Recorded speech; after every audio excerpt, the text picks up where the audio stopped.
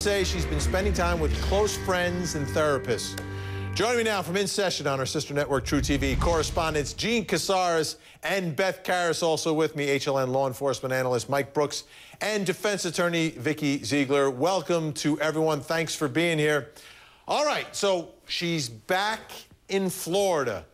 Who is she with? Who are these people who are close to her? Gene Casares, I'll start with you. Have you learned anything? Do you have any suspicions on perhaps who she's staying with and where she's in Florida now, waiting for these decisions to be made?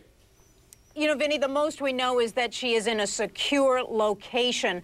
But I think what is important here is she has come back to Florida. You know, she's got to contact the Department of Probation by 12 o'clock noon tomorrow, because that's 72 hours when she is supposed to report to the Department of Corrections. This is a telling week. It is before the Court of Appeal. I think we'll know very soon whether Casey Anthony has to serve probation for this next year. Beth Karras, are there any leaks anywhere? Anyone giving any information about exactly where in Florida she's with and who these people are that I guess have generously donated a place for her to stay and are taking care of her? Well, not that I'm aware of. I must give kudos to the defense for really keeping her under wraps and her whereabouts, but just reading literally into the words that Jose Baez used, some spiritual advisors, so to speak, they could be members of the clergy. I wouldn't be surprised if she's with a minister or someone like that. Mike Brooks, the other part of this is we're getting confirmation that those photographs from Columbus, Ohio were in fact Casey Anthony.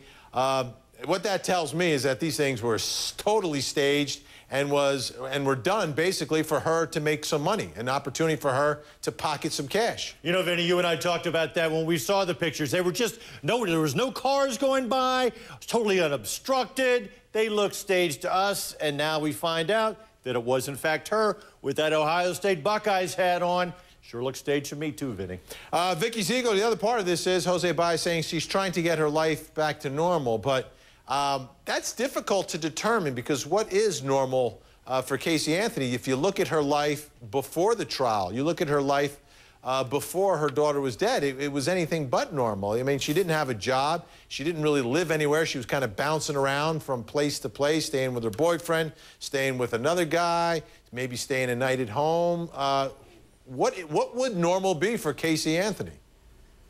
Yeah, it's a great question. I mean, I don't think that's her middle name. If we were going to call her something, it would never be normal. And maybe if she has these spiritual advisors and these people around her, perhaps from the clergy or life coaches or what have you, to try to get her grounded, try to get her into therapeutic, some type of psychological counseling to try to figure out where her life is headed, her wrongs in the past, whatever she has to live with, her demons, so to speak. And then maybe she can find some normality, maybe integrating with her family again and maybe working and giving something back to society. Perhaps that would be all in her plan. Don't know if it'll ever happen.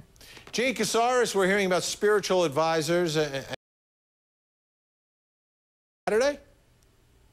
You know, Vinny, how much do we know about Casey Anthony and her family? I don't think we've heard what religion they were.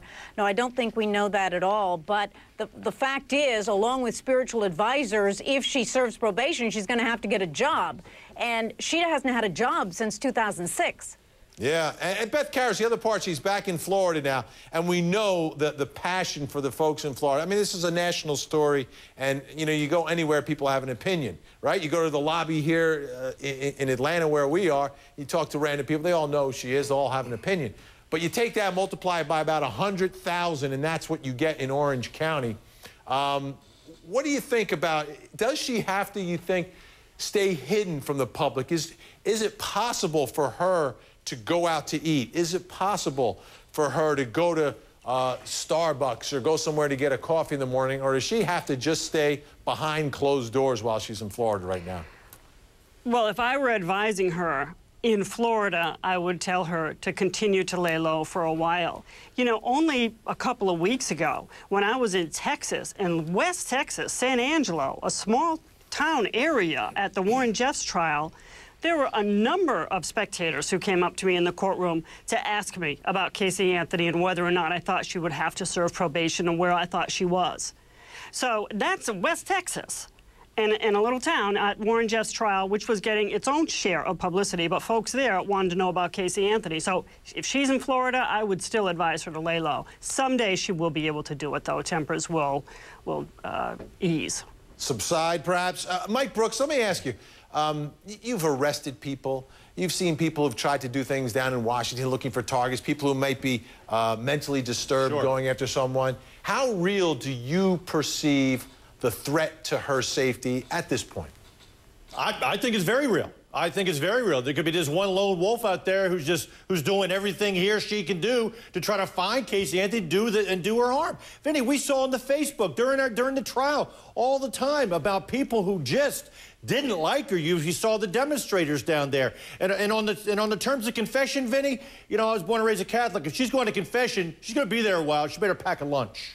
Vikki Ziegler, when does a defense attorney's job end? I mean, is it possible that the safe place where she is could be with a member of the defense team? And is that part of the job?